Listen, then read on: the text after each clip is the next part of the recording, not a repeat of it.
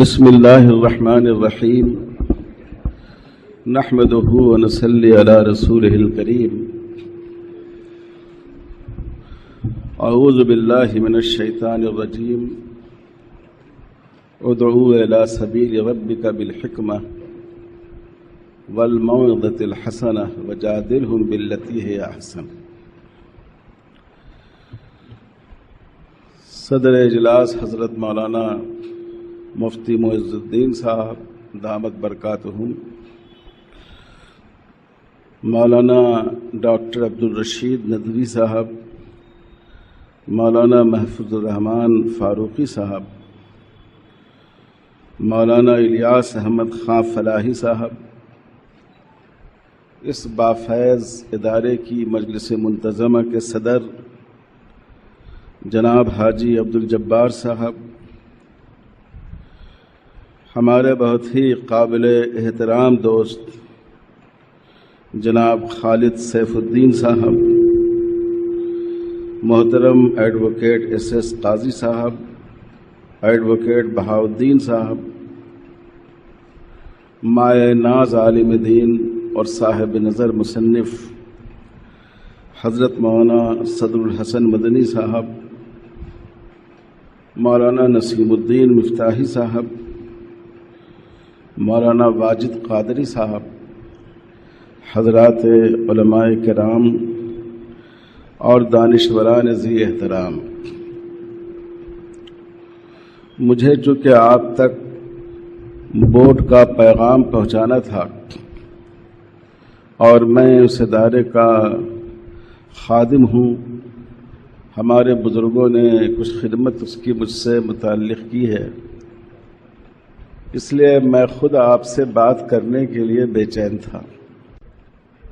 اس لیے میں نے مولانا عبدالرشید صاحب کے اعلان مکمل ہونے کا بھی انتظار نہیں کیا اور پہلے ہی مائک لے لیا.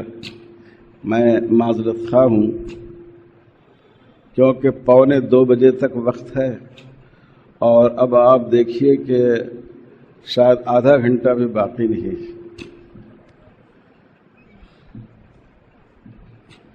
اور اس درمیان ایک بہت خوشگوار بات یہ ہوئی کہ ہمارے بہت ہی قابل احترام دوست اور ملک کے بڑے عالم جن کا آپ کے شہر سے تعلق ہے، مولانا صدر الحسن ندوی صاحب، ان کے ترجمہ قرآن جس کا نام انوار القرآن ہے، اس کی رسم اجرا بھی عمل میں آئی، اس کے دوسرے ایڈیشن کی.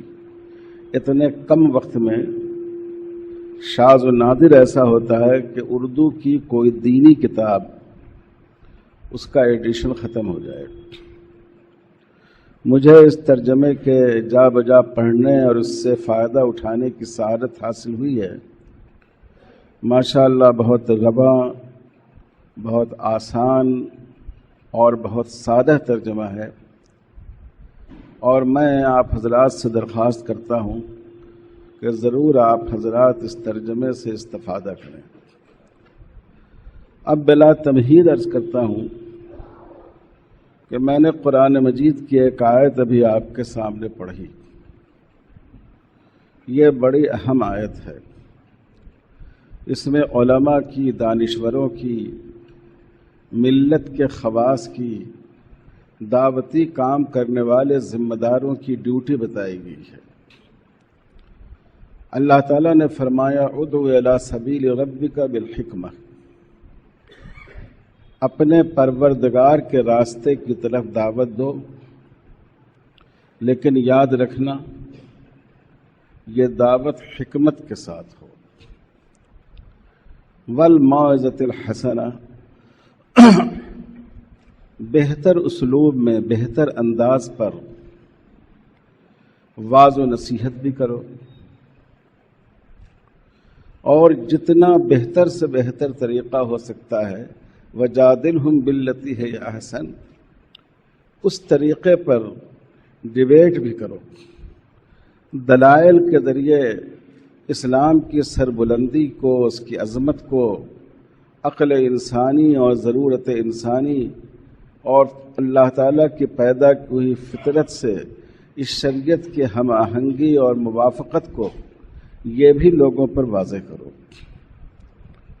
تو 3 حکم دیا گیا۔ پہلا حکم دعوت کا ہے، اور دعوت کے ساتھ فرمایا گیا کہ حکمت کے ساتھ دعوت دو۔ یہ بڑی اہم چیز ہے کہ جب آدمی دعوت دے تو حکمت کے ساتھ دے۔ رسول اللہ صلی اللہ علیہ وسلم نے حضرت معاذ ابن جبل رضی اللہ تعالی عنہ کو یمن بھیجا، آپ نے ان کو بھی یمن بھیجا۔ حضرت ابو موسیٰ اشعری نے بھی یمن میں کام کیا، ان کا قبیلہ بھی وہیں کا تھا، اور سیدنا حضرت علی رضی اللہ تعالی عنہ کو بھی بعد میں قاضی بنا کر بھیجا۔ لیکن حضرت معاذ ابن جبل کو دعوت کی ذمہ داری بھی سپرد کی اور قضا کی ذمہ داری بھی سپرد کی۔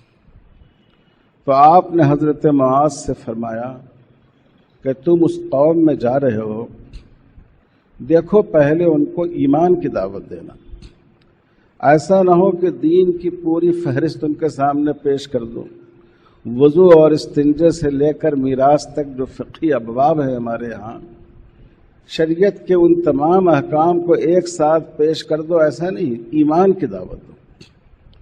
دین اس طرح پیش کرو کہ وہ بوجھ محسوس نہ کرے کہ یہ تو ایسا دین ہے، اس میں اتنے زیادہ احکام ہیں۔ جب وہ ایمان لے آئیں، جب وہ کلمہ شہادت پڑھ لیں، تو اب ان کو اقامت صلاۃ کی دعوت دو کہ بھائی نماز بھی پڑھیے، اس دین میں 5 وقت کی نمازیں بھی فرض کی گئی ہیں۔ ابھی زکوٰۃ کا حکم مت دو، ورنہ سمجھیں گے کہ یہ سب دھندا پیسہ وصول کرنے کا ہے۔ جب وہ نماز کو قبول کر لیں تو اب ان کو کہو کہ اللہ تعالیٰ نے آپ کے مال میں آپ کے غریب بھائیوں کا بھی حق رکھا ہے، ان کو زکوٰۃ بھی دیجیے۔ عام اصول شریعت میں یہ ہے کہ پوری مملکت اسلامی سے زکوٰۃ وصول کی جائے گی اور امیر کے پاس پہنچے گی، اور امیر اپنے یہاں سے تقسیم کرے گا۔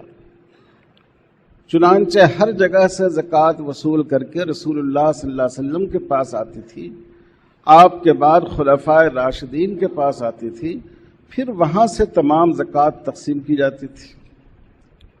لیکن ان سے حضور صلی اللہ علیہ وسلم نے فرمایا تُؤْخَذُ مِنْ أَغْنِيَائِهِمْ وَتُقْسَمُ فِي فُقَرَائِهِمْ، انہی کے مالداروں سے زکوٰۃ لو اور انہی کے فقراء میں تقسیم کر دو۔ کہیں ان کو یہ بدگمانی نہ ہو جائے، یہ خیال نہ ہو جائے کہ ہم لوگوں کے پیسے ایٹھنے کے لیے، ہماری دولت پر قبضہ جمانے کے لیے یہ ایک طریقہ بنایا گیا ہے۔ وہ دیکھیں کہ ہمارا پیسہ ہمارے ہی لوگوں پر، ہمارے سماج کے لوگوں پر خرچ ہو رہا ہے۔ آپ نے غور فرمایا، یہ دعوت کے ساتھ حکمت تھی۔ ایمان جتنا ضروری ہے، نماز بھی اتنی ہی ضروری ہے۔ اگر کوئی آدمی نماز کے فرض ہونے کا انکار کر دے، وہ مسلمان باقی نہیں رہے گا۔ لیکن حضور نے پہلے مرحلے میں ایمان کی دعوت دینے کا حکم دیا، اور نماز جتنی ضروری ہے، زکوٰۃ بھی اتنی ہی ضروری ہے۔ حضرت ابو بکر صدیق رضی اللہ تعالی عنہ نے اسی بنیاد پر منکرین زکوٰۃ سے جہاد کیا کہ ہم ان لوگوں سے جہاد کریں گے جو نماز اور زکوٰۃ کے درمیان فرق کریں۔ لیکن حضور نے حکمت عملی کے تحت ان سے کہا کہ ابھی نماز کی دعوت دو۔ جب نماز کے وہ قائل ہو گئے، اب زکوٰۃ کی دعوت دی گئی، اور زکوٰۃ کے عام اصول سے ہٹ کر یہ کہا گیا کہ آپ زکوٰۃ وصول ضرور کریں مگر وہی لوگوں پر خرچ کر دیں۔ یہ ہوتی ہے حکمت۔ علماء کے لیے، دانشوروں کے لیے، اہل علم کے لیے حکمت بہت ضروری ہے، اور حضور صلی اللہ علیہ وسلم نے قدم قدم پر اس کا خیال رکھا۔ صلح حدیبیہ کے موقع سے آپ صلی اللہ علیہ وسلم تشریف فرما تھے۔ ایک سردار مکہ آ رہے تھے، یکے بعد دیگرے کئی جگہ گفتگو ہو رہی تھی۔ آپ نے فرمایا کہ یہ وہ لوگ ہیں کہ جو احرام کا خاص احترام کرتے ہیں، اس لیے صحابہ کو اشارہ کیا کہ تم اپنے احرام کے کپڑوں میں ان کا استقبال کرو، کھڑے ہو جاؤ۔ حالانکہ احرام میں سارے صحابہ تھے، عمرے کا احرام باندھے ہوئے تھے۔ جب انہوں نے دیکھا کہ یہ تو سارے لوگ احرام باندھے ہوئے ہیں تو اتنا متاثر ہوئے کہ راستے ہی سے واپس ہو گئے۔ انہوں نے اہل مکہ سے کہا کہ ہم لوگ خواہ مسلمانوں سے لڑنے کو تیار ہیں، یہ تو حرم کا احترام کرتے ہیں، یہ احرام باندھ کر آئے ہیں۔ رسول اللہ صلی اللہ علیہ وسلم کو بادشاہ روم کو آپ نے دعوتی خط لکھا، اور دو نقطے پر غور فرمائیے۔ خط لکھتے ہوئے آپ نے لکھا من محمد رسول اللہ الی عظیم الروم ہرقل، محمد الرسول اللہ صلی اللہ علیہ وسلم کی جانب سے ہرقل کی عظیم شخصیت، روم کی عظیم شخصیت ہرقل کے نام۔ بعض صحابہ کو اس پر شبہ ہوا، اشکال ہوا کہ ایک کافر مشرک کو آپ نے عظیم لکھ دیا۔ عظیم تو بہت اونچا لفظ ہے، اللہ تعالیٰ کی صفات میں ہے، اور وہ زمانہ ایسا نہیں تھا جیسے ہم لوگوں کا زمانہ ہے کہ ہر آدمی علامۃ الدہر ہے، عالم بے بدل ہے۔ ایسے مبالغے کا زمانہ نہیں تھا، ایک ایک لفظ کو ناپ پر تول کر لکھا جاتا تھا، وہ بھی حضور صلی اللہ علیہ وسلم۔ تو صحابہ کو اشکال ہوا کہ عظیم کا لفظ لکھ دیا گیا، عظیم الروم۔ حضور صلی اللہ علیہ وسلم نے فرمایا دیکھو ان کے لوگ ان کو یہی کہتے ہیں۔ ہمارے یہاں ہندوستان میں جب گاندھی جی آزادی کی لڑائی میں آئے، مسلمان ان کو لائے اور ان کو مہاتما گاندھی کہا جاتا تھا، اور بہت سے مسلمانوں نے بھی کہا، تو بعض لوگوں نے علماء پر اعتراض کیا کہ آپ ان کو مہاتما کہتے ہیں۔ تو علماء نے یہی بات کہی کہ بھائی ان کی قوم ان کو مہاتما کہتی ہے، ہم بھی احترام کے طور پر مہاتما کہتے ہیں۔ اور دوسری حکمت کیا حضور نے برتی وہ دیکھیے، روم میں خط پہنچانے کے لیے آپ نے بھیجا حضرت دہیہ کلبی رضی اللہ تعالیٰ عنہ کو۔ یہ کوئی بڑے عالم فاضل مقرر نہ حضرت عمر کے جیسے پائے صاحب علم تھے، نہ حضرت عبداللہ ابن عباس کی طرح مفسر قرآن تھے، نہ حضرت ابو ہریرہ کی طرح محدث تھے، نہ حضرت علی کی طرح فقیہ اور خطیب تھے، ایک عام سے صحابی تھے۔ شارحین حدیث نے یہ نقطہ لکھا ہے کہ حضرت دہیہ کلبی کی جو شکل تھی وہ رومیوں سے ملتی ہوئی تھی۔ عربوں کی شناخت میں، ان کے چہرے بشرے میں اور رومیوں کے چہرے بشرے میں فرق ہوتا ہے۔ تو حضور صلی اللہ علیہ وسلم نے اس لیے ان کا انتخاب کیا کہ ایک ایسا آدمی ہمارا خط لے کر جائے کہ پہلی نظر میں ان کو اس سے انس محسوس ہو، وہ اس کو قبول کرنے کو تیار ہوں۔ آپ دیکھیے کتنی زیادہ ہے ہمارے آقا صلی اللہ علیہ وسلم کے یہاں حکمتوں کی رعایت تھی۔ تو میرے بھائیوں اور بزرگوں، اس کو ہم لوگوں نے چھوڑ دیا ہے، اور ہم لوگ جو علماء کہلاتے ہیں، ہم سے اس معاملے میں اور زیادہ کمیاں ہو گئی۔ کوئی آدمی اگر آتا ہے اسلام کے بارے میں اعتراض کرتا ہے، شریعت کے بارے میں اعتراض کرتا ہے، ہم ہمیشہ فتوے کی دودھاری تلوار نکال لیتے ہیں۔ ارے یہ تو بالکل کافر ہے، کافر بھی نہیں اکفر ہے، یہ ایسی بات کہتا ہے۔ نہیں، ہمارا کام ہے ہم اس کو مطمئن کریں، حکمت کے ساتھ مطمئن کریں۔ رسول اللہ صلی اللہ علیہ وسلم کے پاس ایک نوجوان آئے، ایمان لائے، کہنے لگے کہ صاحب سب کچھ ٹھیک ہے لیکن میں زنا نہیں چھوڑ سکتا۔ سوچئے کتنی بڑی بات ہے۔ اگر ہمارے اور آپ کے سامنے کوئی ہمارا عزیز ایسا کہے تو آپ کا جی چاہے گا کہ اس کی گردن مار دیں، لیکن حضور صلی اللہ علیہ وسلم ذرا بھی خفا نہیں ہوئے، ان کو قریب بلایا، ان کے سینے پر دست مبارک رکھا، ان سے کہا تم جس چیز کے بارے میں کہتے ہو کہ میں نہیں چھوڑ سکتا، اگر وہی عمل کوئی شخص تمہاری ماں کے ساتھ کرے تو تم برداشت کر سکتے ہو؟ کہا ہرگز نہیں۔ کہا بیوی کے ساتھ، بیٹی کے ساتھ؟ ان کا جوش بڑھتا جاتا تھا کہ میں ہرگز برداشت نہیں کروں گا۔ حضور صلی اللہ علیہ وسلم نے فرمایا کہ غور کرو، تم نے اگر کسی عورت کی عزت سے کھیلا، وہ بھی تو کسی کی ماں ہوگی، وہ بھی تو کسی کی بیوی ہوگی، اس کو بھی تو کسی ماں باپ نے جنم دیا ہوگا، اس کے کیا جذبات ہوں گے، اس کے دل پر کیا اثرات ہوں گے۔ بات سمجھ میں آ گئی۔ فرمایا کہ اللہ کے رسول میں اس سے توبہ کرتا ہوں، یہ حکمت ہے، اور میں علماء کرام سے درخواست کرتا ہوں کہ اگر کوئی نوجوان، کوئی جدید تعلیم یافتہ، کوئی غیر مسلم بھائی اگر اسلام پر اعتراض کرے تو ہم کو ناراض نہیں ہونا چاہیے، ہم کو حکمت کے ساتھ، محبت کے ساتھ، دردمندی کے ساتھ، اس کی مصلحت کے ساتھ، جب ہمارا یقین ہے کہ اللہ کے دین کا کوئی حکم عقل اور مصلحت کے خلاف نہیں ہے، تو اس طرح ہم کو سمجھانا چاہیے۔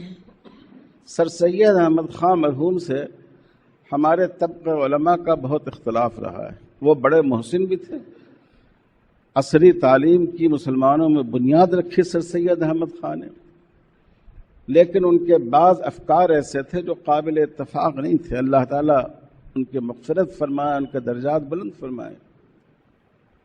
ایک بات ان کی مجھے بہت اچھی لگتی، وہ کہتے تھے کہ قرآن اللہ تعالیٰ کا قول ہے اور یہ کائنات اللہ تعالیٰ کا فعل ہے، اور اللہ کے قول اور فعل میں تضاد نہیں ہو سکتا۔ کائنات کی کسی حقیقت کے خلاف قرآن کا کوئی بیان چلا جائے یہ نہیں ہو سکتا۔ تو سب سے اہم بات یہ ہے، میں علماء سے بھی کہتا ہوں، دانشوروں سے بھی عرض کرتا ہوں کہ آج اسلام کی بات کو حکمت کے ساتھ کہنے کی ضرورت ہے۔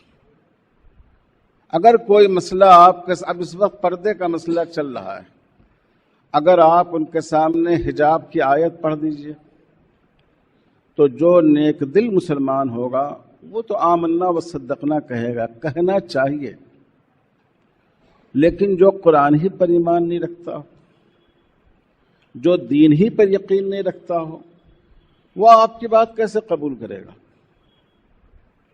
آج کی زبان میں اس کو سمجھائیے۔ آپ نیٹ سے ڈاٹا نکالیے، جس سماج میں پردہ کیا جاتا ہے، جن ملکوں میں پردے کا اہتمام ہوتا ہے، اس میں عورتوں کے ساتھ زیادتی اور چھیڑخانی کے جرائم کے کیا پرسنٹیج ہے، اور جن ملکوں میں پردے کی کوئی اہمیت نہیں ہے، انسان اور جانور دونوں کو برابر کر دیا گیا ہے، ان ملکوں میں عورتوں کے ساتھ زیادتی کا کیا پرسنٹیج ہے؟ اور آپ ان سے یہ کہیں کہ بھائی پردہ عورتوں کے لیے قید نہیں ہے، یہ عورتوں کی سیکورٹی اور حفاظت ہے۔ آپ یہ ڈاٹا دیکھیے، جہاں پردہ کیا جاتا ہے وہاں کیا صورتحال ہے، اور جہاں پردہ نہیں کیا جاتا ہے وہاں کیا صورتحال ہے، تو آپ کی بات انشاءاللہ ان کے لیے قابل قبول ہوگی۔ تو اس لیے ہمیں اپنی بات میں حکمت کے ساتھ، ادعو الی سبیل ربک بالحکمہ، حکمت کے ساتھ۔ اور قرآن نے دوسری بات کہی والموعظۃ الحسنہ، اور تیسری بات کہی وجادلہم باللتی ہی احسن۔ دو قسم کے لوگ ہوتے ہیں، ایک طبقہ ہوتا ہے جو قرآن کی زبان میں غافلین کا طبقہ ہے، جو غفلت کی وجہ سے، لاپرواہی کی وجہ سے، دین سے عدم واقفیت کی وجہ سے گناہ کرتا ہے، غلطی کرتا ہے، نمازیں چھوٹ جاتی ہیں، روزہ چھوٹ جاتا ہے، یہ غافلین ہیں۔ یہ اللہ کا شکر ہے امت میں غلطی کرنے والوں کی اکثریت ایسے ہی ہے، طلاق دے دیں گے، لیکن اگر آپ بلا کر ڈانٹیے کہیں گے صاحب مجھ سے غلطی ہو گئی، میں پھر نہیں کروں گا، کوئی راستہ نکال دیجئے۔ یہ طبقہ غافلین کا ہے، ان کے لیے موعظۃ حسنہ ہے، اچھے انداز پر نصیحت۔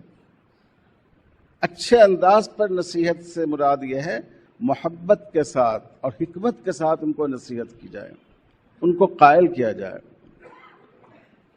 اور تیسرا راستہ جس پر اصل میں بات کرنا چاہ رہا ہوں وہ ہے وجادلہم باللتی ہی احسن۔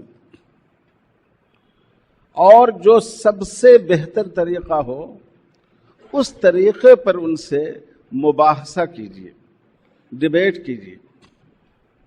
علامہ ابن تیمیہ رحمۃ اللہ علیہ بڑے عالم ہیں، علماء جانتے ہیں، دوسرے لوگوں کے لیے عرض کر رہا ہوں۔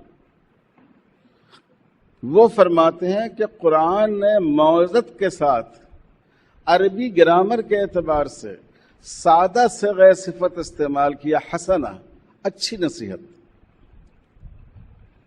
اور مجادلے کے ساتھ جادلہم باللتی کے مجادلے کے لیے اس میں تفضیل کا صیغہ استعمال کیا۔ ایسے انداز پر ان سے بحث کیجئے، ڈبیٹ کیجئے، مناقشہ کیجئے جو سب سے بہتر طریقہ ہو سکتا ہے۔ یہ ہے اصل میں منکرین کے لیے، جاہدین کے لیے، جو غفلت کی وجہ سے نہیں، جو انکار کی وجہ سے کسی چیز کو چھوڑ رہے ہیں، اسلام پر اعتراض کر رہے ہیں، تو ان کے لیے یہ ضروری ہے کہ زیادہ بہتر طور پر ان سے بحث کی جائے۔ اب میں کیا عرض کروں، وقت ہے نہیں، حالانکہ اسی پر میں بولنا چاہ رہا تھا۔ اس کے لیے کم سے کم دو باتیں اس وقت بہت ضروری ہیں۔ علماء کے لیے، مدارس کے لیے ایک بہت ضروری بات یہ ہے کہ ہمارے بزرگوں نے ہمیشہ اپنے زمانے کی ضرورتوں کے لحاظ سے نصاب تعلیم رکھا ہے۔ تعلیم کا تعلق انسانی ضرورتوں سے ہے۔ آج اگر ہمارا کوئی بچہ ڈاکٹر بنتا ہے، میڈیکل سائنس کو پڑھتا ہے، تو آج کی جو میڈیکل تحقیق ہے وہ اس کو پڑھائی جاتی ہے۔ حکیم ابو علی سینا میڈیسین کے بہت بڑے ماہر تھے، ان کو بابا میڈیسین کہا جاتا ہے۔ ابو القاسم الزہراوی پہلے شخص ہیں جنہوں نے سرجری کی ہے، اس پر کتاب بھی لکھی ہے، اور یورپ میں ان کے نام سے ادارے قائم ہیں۔ لیکن آج اگر ہمارے بچے کو ابو علی سینا نے جو مفردات لکھی ہیں وہ پڑھا دی جائے، اور ابو القاسم الزہراوی نے آپریشن کے جو آلات اس وقت بنائے تھے ان آلات کو صرف سکھا دیا جائے، تو کیا آج کی دنیا میں وہ کام کر سکیں گے؟ کیا وہ لوگوں کی ضرورتیں پوری کر سکیں گے؟ تو میرے بھائی اور بزرگوں، علم جو ہے یہ ہمیشہ زمانے کے ساتھ چلتا ہے۔ اذان کے بعد میں 5 منٹ اور وقت لوں گا آپ لوگوں۔ میرے بھائیوں، اذان ہو گئی ہے، اب ہم لوگوں کو مسجد چلنا چاہیے۔ اس وقت میں اسی پر اکتفا کرتا ہوں، اور میں آپ حضرات سے درخواست کرتا ہوں کہ اگر آپ کو دشواری نہ ہو تو آپ حضرات مغرب کے بعد کے پروگرام میں بھی شریک ہوں۔ میں اس مضمون کو بھی مکمل کروں گا، اور پھر اپنا پروگرام بھی آپ کے سامنے پیش کروں گا کہ ہمیں مسلم پرسنل لاء کی نسبت سے ہمیں کیا کرنا چاہیے، ہم لوگ اس شہر میں کیا کر سکتے ہیں۔ اللہ تعالی ہم سب کو اس کی توفیق عطا فرمائے۔ مختصر دعا کر لیجیے۔ اللہم صلی علی محمد وعلی آلہ وبارک وسلم۔ ربنا ظلمنا انفسنا وان لم تغفر لنا وترحمنا لنكونن من الخاسرین۔ اللہم وفقنا لما تحب وترضى، اللہم وفقنا لما تحب وترضى، اللہم وفقنا لما تحب وترضى، وصلی اللہ علی خیر خلقہ محمد وعلی آلہ وصحبہ اجمعین، والحمد للہ رب العالمین۔ اور ایک درخواست یہ ہے کہ چونکہ بالکل وقت قریب ہے نماز کا، تو میں سلام پیش کر دیتا ہوں، مصافحہ نہ فرمائیے۔ السلام علیکم ورحمۃ اللہ وبرکاتہ۔